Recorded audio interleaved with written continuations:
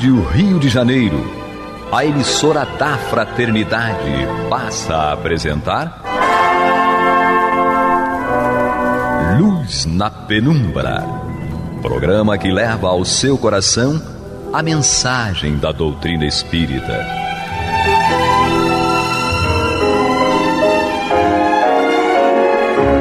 E com vocês, João Nogueira, para estudos de obras póstumas de Allan Kardec. Bem, meus queridos amigos e irmãos, aqui estamos nós, uma vez mais, com muita alegria, para levar até vocês esse estudo de obras póstumas dentro do Luz na Penumbra, como disse o nosso Renaud. Aqui, mais uma vez, com o nosso Henrique Parente. Seja bem-vindo mais uma vez e obrigado, Henrique. É sempre um prazer estar com você, estar com os ouvintes da rádio, falando dessas coisas que nos ajudam a compreender o sentido da vida, né? E a superar as dificuldades. Verdade. Ali na técnica, nosso Isaac Roberto. Obrigado, Isaac. E aqui nós voltamos, né? Dando continuidade ao capítulo Questões e Problemas do livro Obras Póstumas. Expiações coletivas é o tema. Kardec fez uma pergunta, a Clélia Duplantier, ou Clélie Duplantier, no francês mesmo, deu a resposta, um espírito que muito inspirado, por sinal, muito, com certeza, evoluído, intelectualmente falando e provavelmente moralmente, né? E agora Kardec coloca uma nota, é uma nota comprida que nós vamos fazer essa nota em várias partes, né? Vamos começar a leitura então da nota. Se bem que essa comunicação esteja de acordo com os princípios conhecidos da responsabilidade sobre o passado e da continuidade das relações entre os espíritos, traz uma ideia nova, de algum modo, e de grande importância. A distinção que estabelece entre as faltas individuais ou coletivas, as da vida privada e da vida pública, dá a razão de certos fatos ainda pouco compreendidos e mostra, de um modo mais preciso, a solidariedade que reúne os seres e as gerações entre si. E aqui é bom que nós digamos que essa palavra solidariedade, Kardec não quis aqui dizer que nós somos solidários no sentido de fraternos uns com os outros, mas sim solidários uns com os outros no sentido de conectados, né? Nós estamos conectados uns com os outros. A sociedade como um todo tem os seus seres conectados. Nós aqui no estúdio estamos 3 pessoas, devido à pandemia. Nós temos aqui na mesa uma divisão de acrílico, entre eu e o Henrique, e o Isaac um pouco mais afastado, tem aqui uns 3 metros aqui de distância, mais ou menos, né? 2 metros e pouco, por aí. E todos nós tomamos todas as precauções. Em cima da mesa, álcool gel. Nós, quando estamos aqui, né, nós chegamos na rádio, entramos até chegar no momento de falarmos de máscara. Existe uma espuma no microfone que é para não deixar aquele pum, pum acontecer, né? Ou seja, dar uma melhorada no som da nossa voz, em termos de não deixar esse puff, puff, puff, que é chamado inclusive de puff, essa espuma, que é uma espuma que é individual. O Henrique traz a espuma dele, o puff dele, e aqui na rádio nós todos, quando terminamos um programa, tiramos o puff do microfone e colocamos lá, que é o pessoal da limpeza que faz a higienização desses puffs. Então cada um só usa o seu puff, né, naquele momento. Então todas as precauções são necessárias, mas nós aqui, os 3, estamos conectados. Por quê? Eu e Henrique estamos aqui conversando, nos intervalos o Isaac se junta à nossa conversação, né? E nós estamos pensando, e esse pensamento ele é irradiado. E aí vem uma outra questão que o Espiritismo nos esclarece, que é exatamente a conexão, a solidariedade, não só entre os encarnados, mas entre todos os espíritos, entre encarnados e desencarnados, entre nós encarnados entre os espíritos encarnados e entre nós e eles.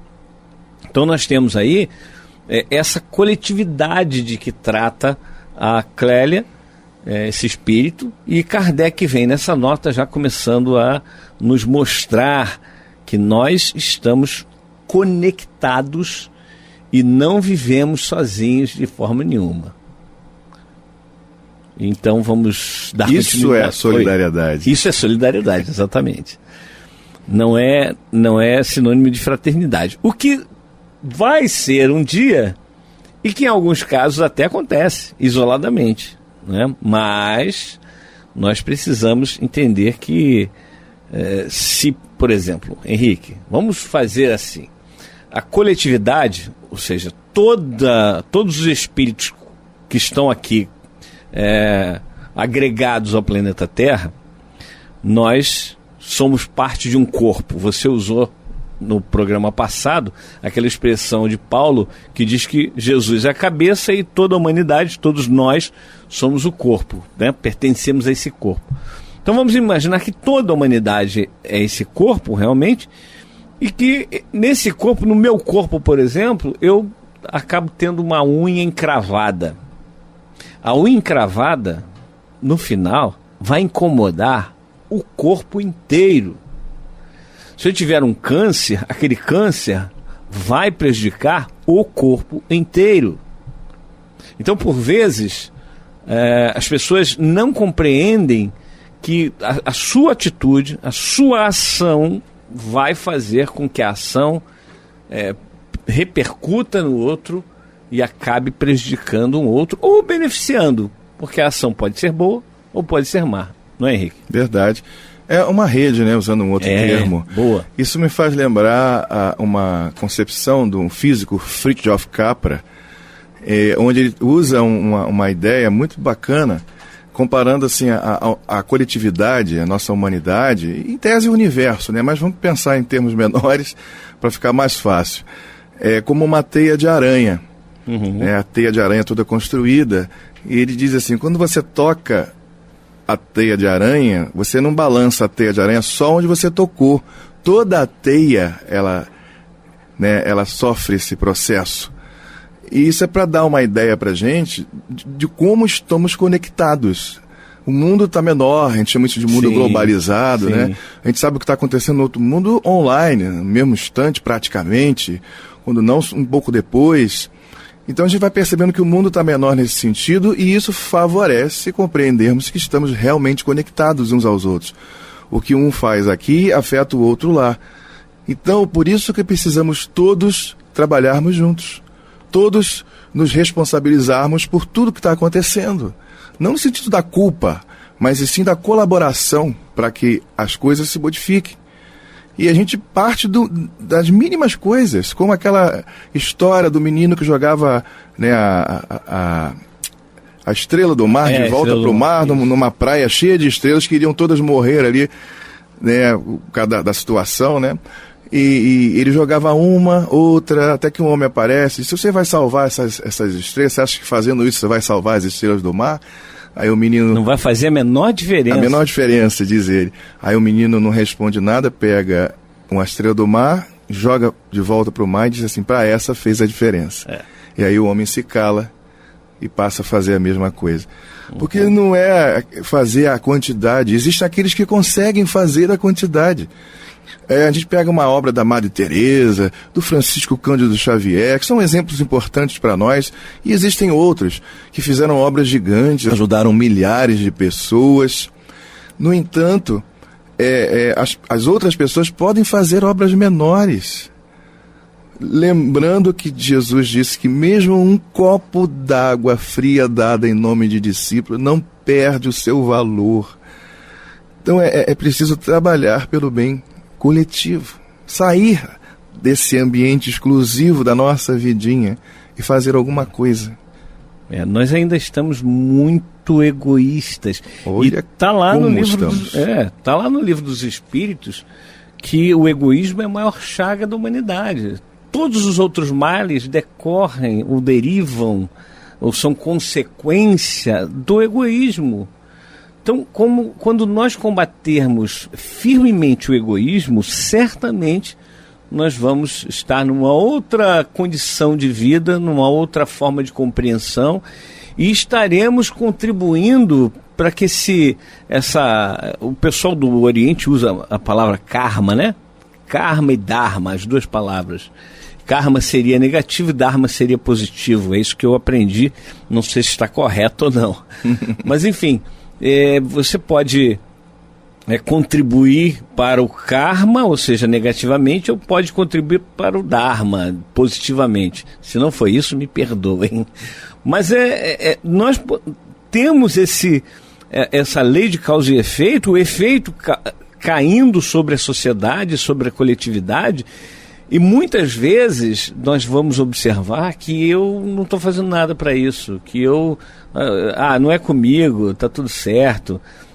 Tem uma alegoria, né, que é uma alegoria muito interessante, é um conto, né, que numa fazenda o pessoal lá, né, falou do rato, né, tinha um rato, e aí o fazendeiro olhou, tem rato aqui em casa e tal, aí vou botar uma ratoeira, botou a ratoeira. Aí diz que o rato virou para a galinha, falou, galinha, você viu a ratoeira e tal, é um risco para mim e tal. A galinha olhou, eu não tenho nada a ver com isso não, eu não vou cair em ratoeira é para rato, né? E aí o rato ficou, meu Deus, e agora e tal, e foi pedir ajuda pro porco. Aí o porco, da mesma forma, não tem nada a ver com isso não. Aí foi pedir ajuda para a vaca falou a mesma coisa. Aí durante a noite, aquela ratoeira lá, o ratinho desesperado, como é que eu vou fazer? Eu posso cair nessa ratoeira a qualquer momento e tal. A ratoeira pega uma cobra. No meio da noite, a esposa do fazendeiro levanta para beber água e a cobra vai e pica a esposa do fazendeiro. Então a esposa fica muito mal e tal, fica na cama, aquela coisa de não ter hospital antigamente, fácil, o médico ia em casa e tal. Aí o fazendeiro chama o médico vai lá e tal, imagina uma fazenda isolada, muito isolada, ele olha, não tinha nada para oferecer, pega a galinha, mata a galinha e faz uma galinha ensopada e tal. Mas o estado da paciente piora, aí vem os parentes para se despedir dela, né, para visitar e para despedir, porque já sabia que ela não ia suportar, não tendo com que alimentar uma família, a família dele, mata o porco, faz o porco lá e alimenta a família. E a mulher então, dali uns dias vem a falecer, aí veio muita gente, veio a cidade inteira, e aí ele não tendo com que alimentar, mata a vaca. Então essa é a solidariedade, porque quando afeta um, vai afetar todo mundo com certeza. E o ratinho continuou vivo lá. E os outros que não queriam saber, porque não era com eles, eles foram sacrificados. É um conto, é uma historinha com mas é muito interessante para a gente poder refletir. E, meus irmãos, queria lembrar que este é o programa Luz na Penumbra. Estamos estudando obras póstumas no capítulo que trata das questões e problemas relacionados à expiação coletiva. Tivemos a mensagem, né, a pergunta de Kardec, a resposta da Clélia do Plantier, no Espírito, e agora estamos estudando a nota do Kardec, aqui pela nossa Rádio Rio de Janeiro. Aqui comigo, aos microfones, o nosso Henrique Parente, na técnica, o Isaac Roberto, a quem agradecemos. E agradecemos também toda a equipe da Rádio Rio de Janeiro, tanto na sede, na ilha, quanto em Magé, no Parque de Transmissão de Magé. Dando continuidade, Henrique, a esse tema, você quer falar alguma coisa a respeito da historinha do conto? Gostei muito. Gostou, né? É um conto, como disse, é um conto. Assim, diz Kardec, continuando a sua nota, muitas vezes se renasce na mesma família, ou pelo menos os membros de uma mesma família renascem juntos, para construir uma nova em outra posição social, para reatar seus laços de afeição ou para reparar erros recíprocos.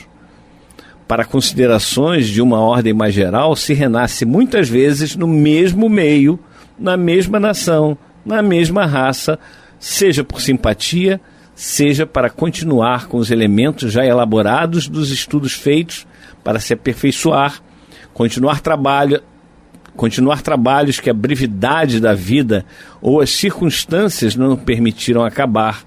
Essa reencarnação no mesmo meio é a causa do caráter diferente dos povos e das raças. Mesmo melhorando, os indivíduos conservam a nuance primitiva, até que o progresso os tenha transformado completamente. Olha que coisa interessante, né? Muitas vezes, eu já ouvi muitas perguntas sobre isso, famílias que os espíritos renascem muitas vezes naquela mesma família, no mesmo seio familiar, mas não exatamente na mesma posição, né? Um pai pode renascer como filho do seu filho ou da sua filha, uma mãe pode renascer como o marido, ao invés de ser a esposa, e por aí vai, né? Os papéis podem estar invertidos, podem estar trocados, mas é o que Kardec está colocando aqui na nota. Se nós ainda não completamos a evolução nesse seio familiar, vamos continuar renascendo. E lembrando até do que Jesus falou, né? O que ligardes na terra será ligado nos céus, e o que desligardes na terra será desligado nos céus. Aí céus, terra é sinônimo de encarnação, de matéria, e céus é sinônimo de espiritualidade, dos seres desencarnados, né? Então, tudo que nós ligarmos, e aí ao ligar coisa boa ou ligar coisa ruim, né? Será ligado nos céus, na espiritualidade. Permanecerá, porque isso, tanto a concórdia quanto a discórdia, são elementos que ficam fixos no espírito, em nós. O corpo nada tem a ver com isso, não é, Henrique? Com certeza. É o espírito que evolui. Exato. A gente entende que a matéria também evolui, mas o elemento aí que adquire a consciência, que estabelece uma noção da sua natureza e os seus altos destinos é o espírito. Nesse sentido, né? Realmente o espírito ele está em torno de tudo. O universo está permeado desse elemento espiritual. E assim por diante, né? Dá pano para manga, né? É um assunto bastante complexo, mas maravilhoso. Que, aliás, tem uma palestra na internet sobre isso, dada pelo professor José Herculano Pires, maravilhosa. Quem puder ir lá buscar, vale a pena. Você lembra o título, não, né? Não especificamente, mas eu posso depois verificar em um programa posterior com mais detalhes. Maravilha. Mas na fundação, né, José Herculano Pires e da esposa dele, Maria Virgínia, você encontra várias dessas palestras que falam a respeito desses temas. Maravilha, muito é isso boas. Aí. Então, aí o Kardec também fala que não só no mesmo seio familiar, mas às vezes na mesma cidade, várias encarnações na mesma cidade, no mesmo estado, no mesmo país, né? E aí a gente vai criando essas amarras e vem aquela colocação, né? Aquilo que a gente precisa perceber. Essas amarras são positivas ou negativas? Se nós gostamos de sermos felizes, por que nós plantamos coisas ruins? Por que nós estamos com essas amarras negativas em relação ao outro, em relação ao próximo? Então vamos construir essas amarras de forma positiva, né? Vamos construir um verdadeiro karma positivo, se é que nós possamos nos expressar assim para facilitar o entendimento. Cabe a nós, é responsabilidade nossa, né? No momento que eu estiver na rede social, o que eu tenho que fazer? Ou nas redes sociais, o que eu tenho que fazer? Primeiro, filtrar. Aquilo está passando pelas três peneiras, é verdade, é bom e é útil, tem que passar pelas três. Tem que ser verdade, tem que ser bom e tem que ser útil. Se não for um deles, já descarta. É melhor não passar adiante, né, Henrique? Verdade. Podemos evitar muitos problemas por causa disso. É verdade. E esse é um ponto fundamental, que é a nossa responsabilidade com relação a isso. E, Henrique, com relação também a nós, por exemplo, mudarmos de país, por que será que a gente muda de país, né? Reencarna em um outro país, de uma outra língua? Porque, por vezes, Eu tive uma facilidade muito grande de aprender o inglês, inclusive sem curso, né? Sem fazer curso, somente trabalhando. É algo como se fosse assim, muito, muito corriqueiro para mim, né? E tem gente que tem essas tendências por línguas diferentes e culturas, é apaixonado por determinadas culturas.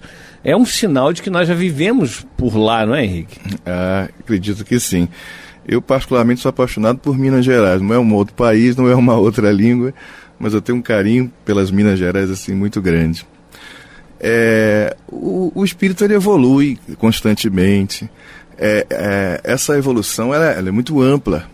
Quando a gente diminui a estrutura do processo, facilita, né, o aprendizado, a compreensão, para entender como é que cada coisa funciona em seus mínimos detalhes. Então, quando você quando Deus criou, né, a divisão aí entre países e línguas diferenciadas, aumentou a possibilidade daquele grupo de espíritos compreender mais sobre aquela maneira de ver, enxergar e sentir as coisas. A cada latitude da Terra, né, a cada local, uns estão mais próximos aos polos, o Polo Sul, o Polo Norte, outras extremidades, no centro, tem lugar que é mais quente, que é diferente. Então, todas essas diferenças precisam ser compreendidas, sentidas e compreendidas por nós. E esse ajuntamento necessário em determinados grupos que formam países, e dentro dos países tem as localidades, tem os estados, tem as milhares de cidades.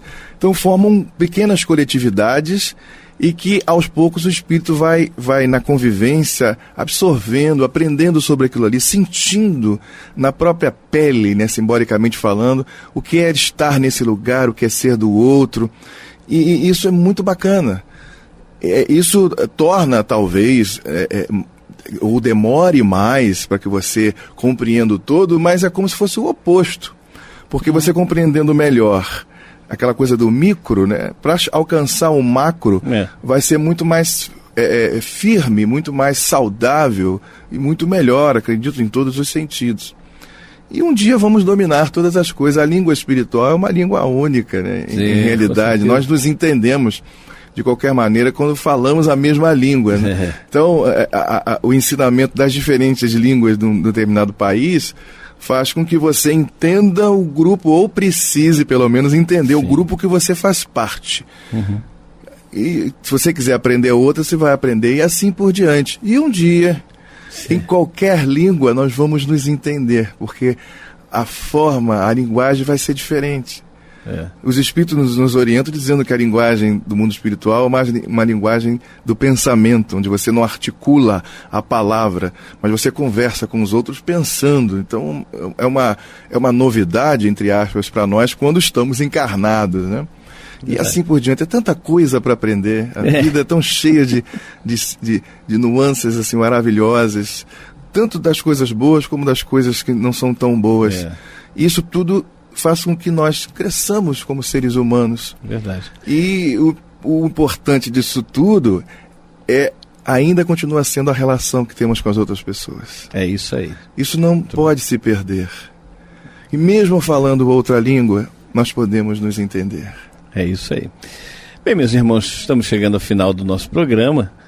Lembrando que você pode entrar em contato conosco pelo WhatsApp 21 98486 7633, 98486 7633, é o WhatsApp da Rádio Rio de Janeiro. E você também pode nos ajudar a manter essa programação no ar através do telefone e também o WhatsApp. Ele funciona com os dois. É o 21 3386 1422. Fale com o Cristiano Bernardo. E não desligue o seu rádio, vem aí o estudo do Evangelho segundo o Espiritismo com a nossa Marta Batista e o Antônio de Pádua. Até a próxima oportunidade, se Deus assim permitir. Você está ouvindo pela Rádio Rio de Janeiro o programa Luz na Penumbra, com estudos de obras póstumas na apresentação de João Nogueira.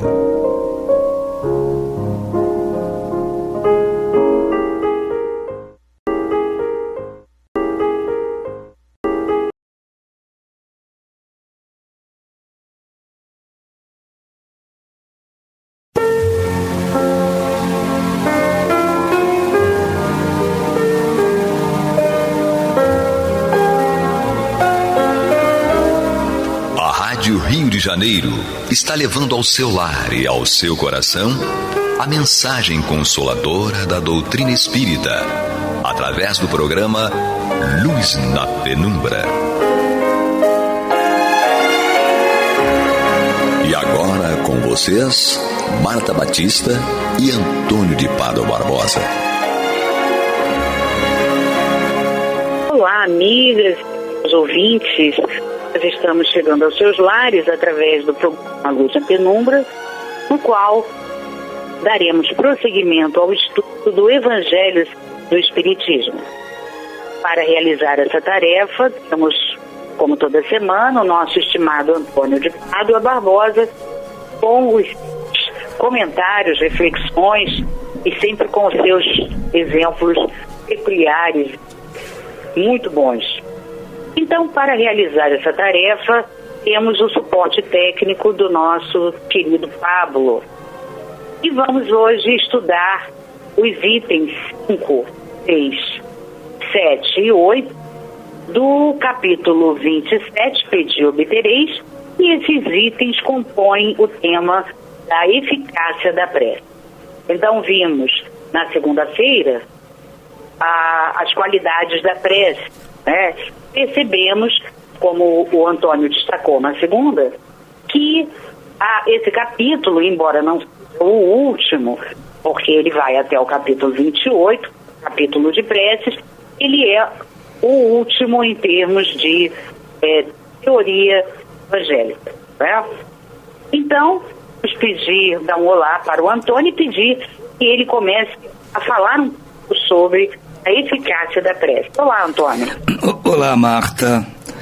É exatamente isso, né? Nós vamos dar uma continuidade no estudo deste capítulo, mas ele, dentro de si mesmo, também ele é respaldado de uma sequência. No programa anterior, você estudou conosco a qualidade da prece, ou seja, nós estamos aprendendo a pedir para obter algum resultado utilizando-nos da prece. Então, primeiramente, Kardec, usando as palavras de Jesus, nos mostrou como devemos fazer uma prece, aquilo que devemos resguardar antes de fazer uma prece ou durante a feitura da prece, ou seja, aqueles atributos que temos que atender para que a prece venha a ser pelo menos levada em conta. Então, não vou repetir porque você já explicou no programa anterior, mas uma série de coisas que temos que fazer, ou estar fazendo, ou temos feito sempre, para que nossos pedidos sejam atendidos, né? Como o Kardec disse, é a qualidade da prece. Agora, hoje, nós vamos estudar a eficácia da prece, para saber se mesmo atendendo a todos aqueles preceitos que foram ditos por Jesus, tudo aquilo que ele disse que tínhamos que atender para que nossas preces fossem ouvidas, se mesmo tendo feito tudo isso, se a prece vai ser eficaz ou não. Porque como aqui vamos ver, não é uma coisa tão simples, né? Pedir, obtereis. Eu posso pedir tudo e vou obter tudo. Então vamos entender exatamente o que Jesus quis dizer com essas palavras. Então Allan Kardec se baseia aqui em Marcos capítulo 11, 24, onde diz: seja o que for que peçais na prece, crede que obtereis e vos será concedido o que pedirdes. Então Jesus está dizendo que se cumprimos todas aquelas regras estabelecidas já e estudadas por você no último programa, se fizermos tudo isso, tudo o que pedimos na prece, crede que obtereis e vos será concedido. Então, dá para nós uma possibilidade infinita, né? Vamos ver se essa possibilidade é infinita ou tem alguns limites. Vamos ver. Kardec diz assim: há pessoas que contestam a eficácia da prece, baseando-se no princípio de que, conhecendo Deus as nossas dificuldades, é supérfluo expô-las a Ele. Acrescento ainda que, como tudo se encadeia no universo por leis eternas, as nossas súplicas não podem mudar os decretos de Deus. Então, tem uma lógica isso, né? Se o universo está funcionando há bilhões de anos, tem uma lógica, tem um mecanismo, tudo perfeito, aí eu resolvo pedir uma coisa diferente, inusitada, isso que eu pedi pode perturbar a ordem universal. Por que não? Eu vou derrogar alguma lei, eu posso pedir tudo. Então, as pessoas, não, se Deus já sabe o que eu estou precisando. Então não precisava nem eu pedir. Se é para ser dado, Deus já me dava antes de eu pedir. Então tem lógica esse pensamento. Vamos dizer que nem sempre o que é lógico é o correto ou funciona. Pode ter muita lógica, mas não funcionar. As teorias estão aí para isso, né? A teoria sempre é lógica. Agora, na prática, vamos ver se a teoria vai funcionar ou não. Vamos pôr em prática para ver se funciona. Então diz aqui, sem dúvida alguma, há leis naturais e imutáveis que Deus não pode derrogar ao capricho de cada um. Já estabeleceu um limite aqui, né? Algumas coisas não pode deixar o capricho de cada um, né? São leis irderrogáveis. Mas daí a crer-se que todas as circunstâncias da vida estão submetidas à fatalidade, vai uma grande distância. Se fosse assim, o homem não passaria de um instrumento passivo, sem livre-arbítrio e sem iniciativa. Nessa hipótese, só lhe restaria curvar a cabeça sob o golpe de todos os acontecimentos sem procurar evitá-los. Não deveria tentar desviar-se de um raio. Mas se está tudo determinado, estou vendo o raio cair, eu não vou correr. O raio vai cair em cima de mim mesmo. Eu não posso evitar. Se fosse tudo fatal, as coisas funcionariam dessa forma, e nós sabemos na prática que não é bem assim. É uma coisa que a lógica já não está, a teoria e a lógica já não estão funcionando na prática. Deus não lhe deu a razão e a inteligência para não os utilizasse, a vontade para não querer, a atividade para ficar inativo. Como o homem é livre para agir num sentido ou em outro, seus atos acarretam a ele e às demais pessoas consequências subordinadas ao que ele faz ou não faz. Tudo aquilo que a gente fizer, voluntariamente ou não, acarreta consequências para nós e para terceiros, e até para o ambiente, causa para o planeta, né? Há, portanto, por iniciativa dele, homem, acontecimentos que forçosamente escapam à fatalidade e que não destroem a harmonia das leis universais, do mesmo modo que o avanço ou atraso do ponteiro de um relógio não anula a lei do movimento sobre o qual se funda o mecanismo. Boa comparação, né? Deus pode, pois, consentir com certos pedidos sem derrogar a imutabilidade das leis que regem o conjunto, subordinada sempre essa anuência à sua vontade. Então, há uma margem para trabalhar. As leis do universo são irderrogáveis, são perfeitas, mas ela permite uma margem de manobra para que nós nos situemos e sejamos, assim, alcançados pelas consequências desta lei. Se eventualmente agimos contra a lei, vamos escolher as consequências. Se agimos dentro da lei, nós vamos também receber seus benefícios. Agora, há uma margem de trabalho aí. Eu agir dentro da lei vai até um certo ponto, a partir do qual eu estou agindo contra a lei.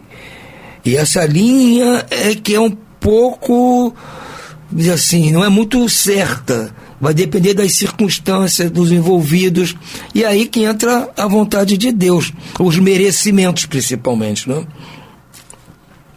Então, como diz aqui, se o relógio está atrasado ou adiantado, isso não quer dizer nada em relação ao movimento, quer dizer, continua o movimento do relógio lá, a mecânica está funcionando. Isso não muda o conceito mecânico da máquina do relógio. Porque eu mesmo mexi nos ponteiros, adiantei para cá, para lá. O relógio funciona. Mas chega um ponto tal que se eu mexer demais, eu posso quebrar o relógio. Aí não vamos deixar quebrar o relógio. Aí a natureza intervém e não permite que a gente faça certas coisas ou receba certas coisas que podem vir nos prejudicar ou prejudicar terceiros.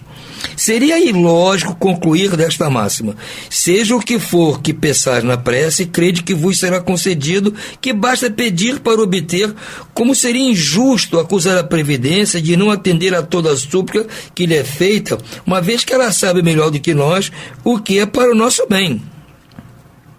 Perfeito.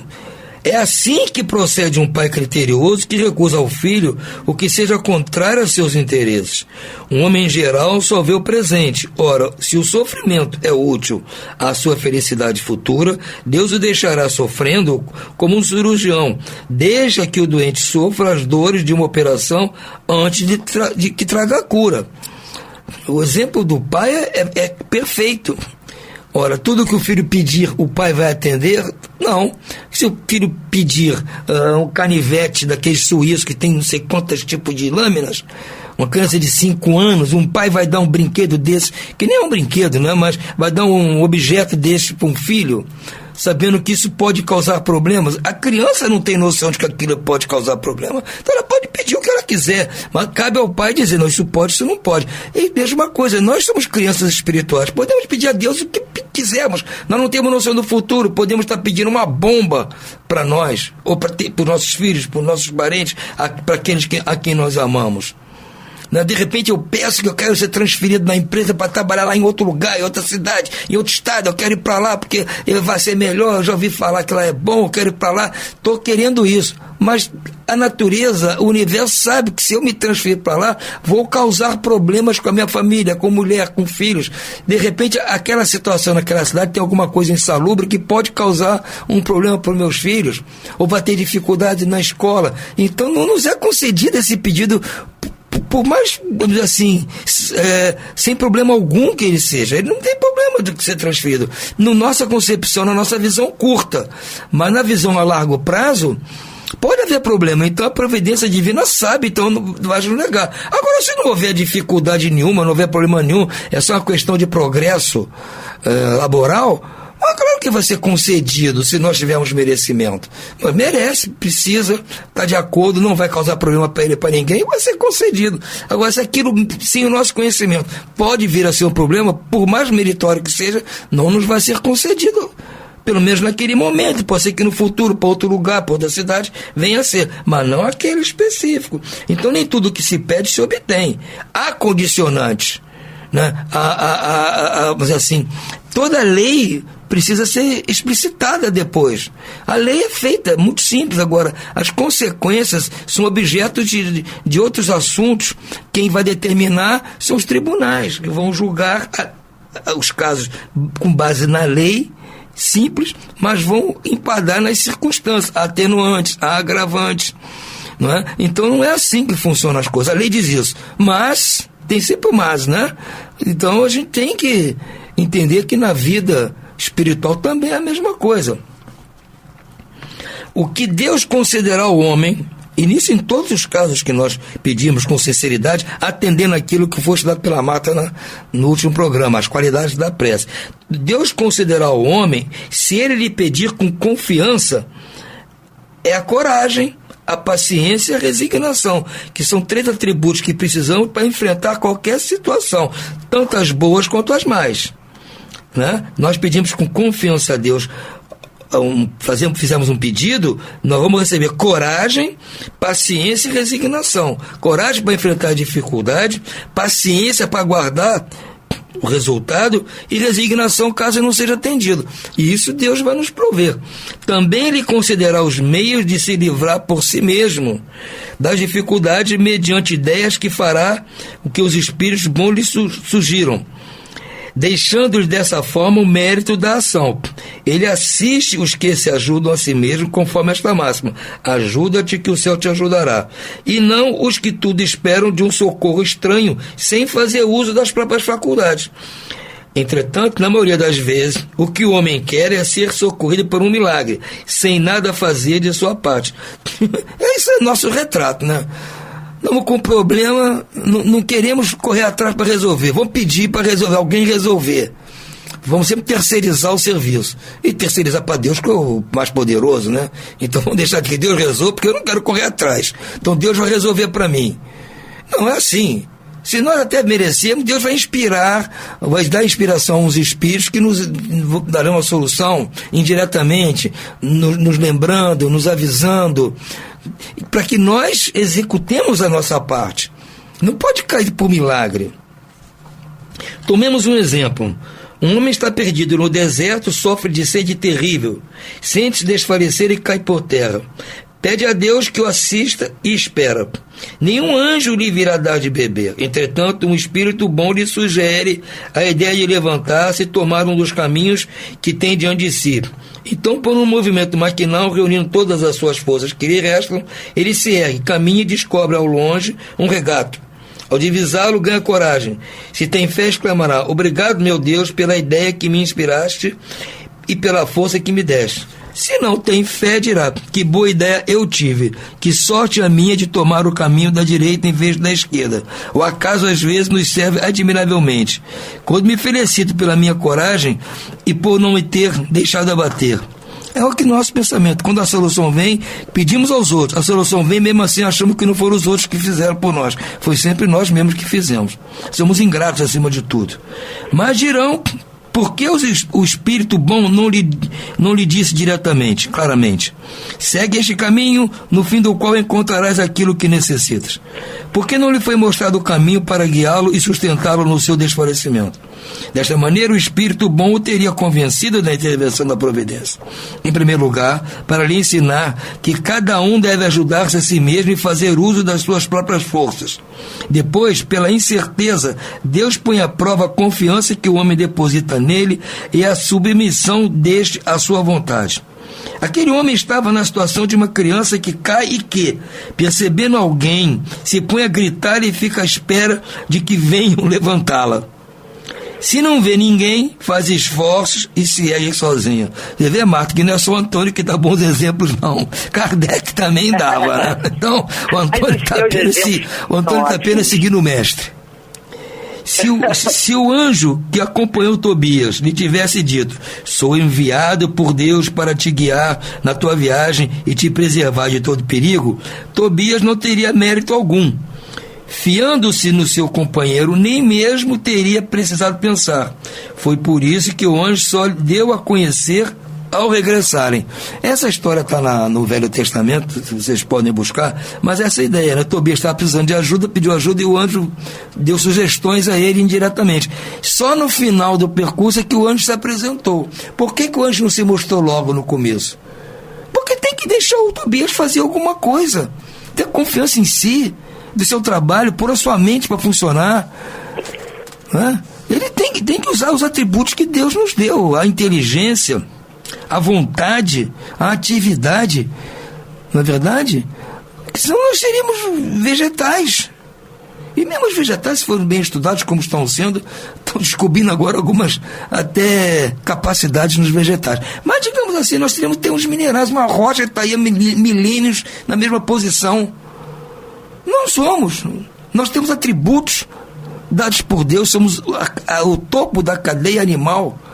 Então nós temos atributos, o principal dos quais é a inteligência, capacidade de escolha, capacidade de raciocínio, para atender às nossas vontades, que não são mais atendidas simplesmente pelo instinto. Temos que usar nossa lógica, nosso raciocínio, nossa vontade. E às vezes erramos, pedimos coisas que não devemos, temos vontade de coisas indevidas. Mas é a parte do aprendizado. Se eu vou aprender que não devo ter vontade de fazer isso, se fizer uma vez e não der certo. Enquanto eu não fizer e quebrar a cara, eu vou sempre achar que vou ter que fazer aquilo. Isso é o nosso dia a dia.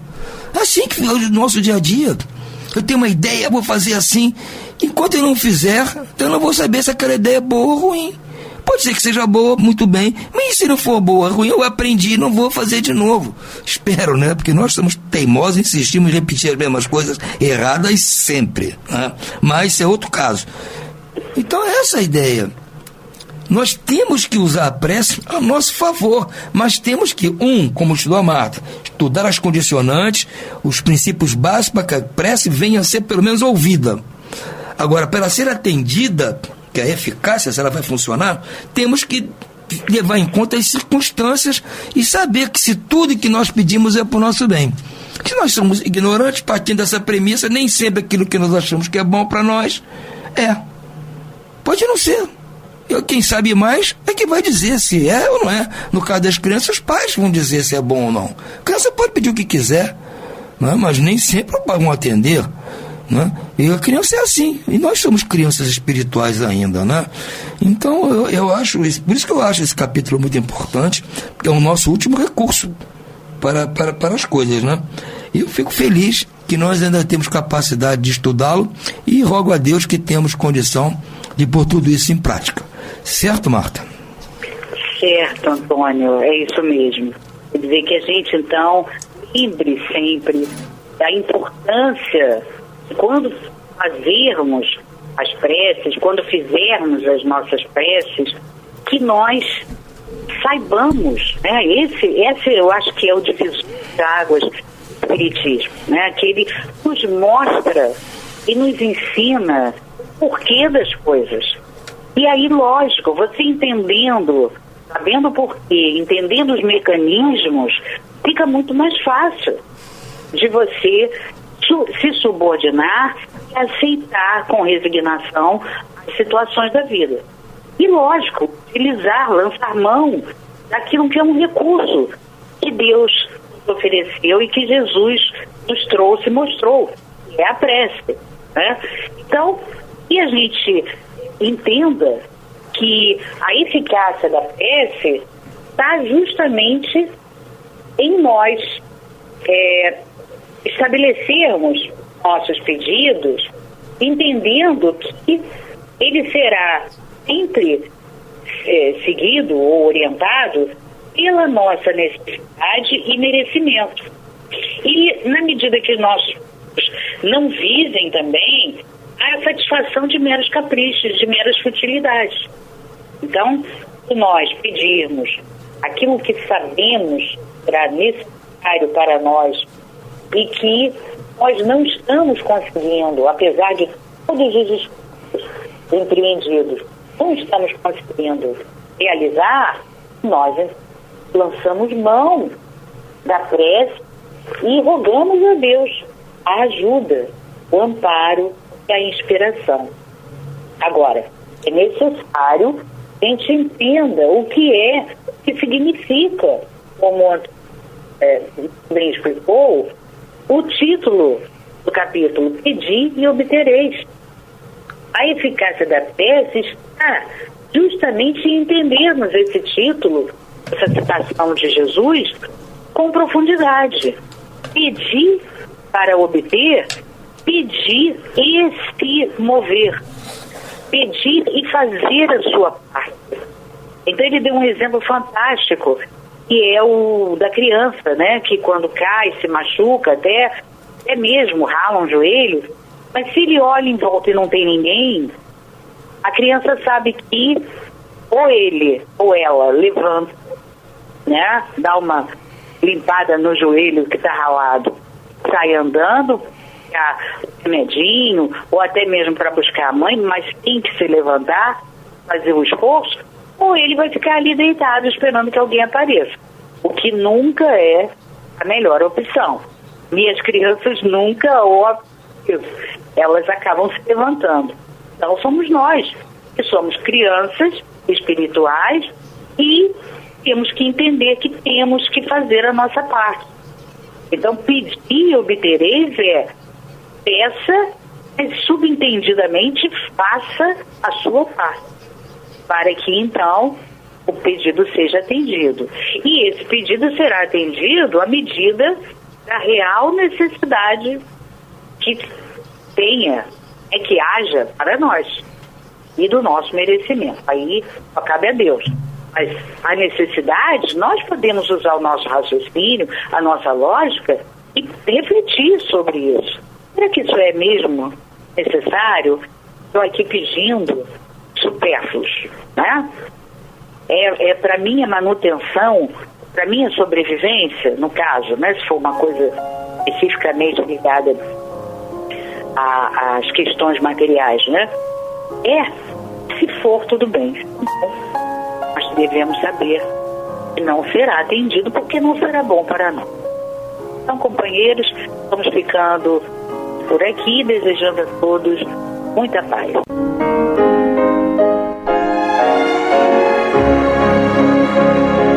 E vamos ouvir agora a prece de encerramento de nosso programa, na voz de Geraldo de Aquino. Jesus, dá-nos coragem para a luta, piedade para os insultos e misericórdia para as injustiças e ingratidões. Limpa nossa alma de inveja e ambições mesquinhas, de ódio e de vingança o nosso caminho. E que dentro em pouco, ao recolher-nos de novo ao calor do nosso leito, para que o sono nos dê a paz e o esquecimento das tristezas humanas, possamos sentir, Senhor, no mais íntimo de nosso ser, a doçura indefinível do Teu amor e a grandeza incomparável da Tua divina presença. Que assim seja.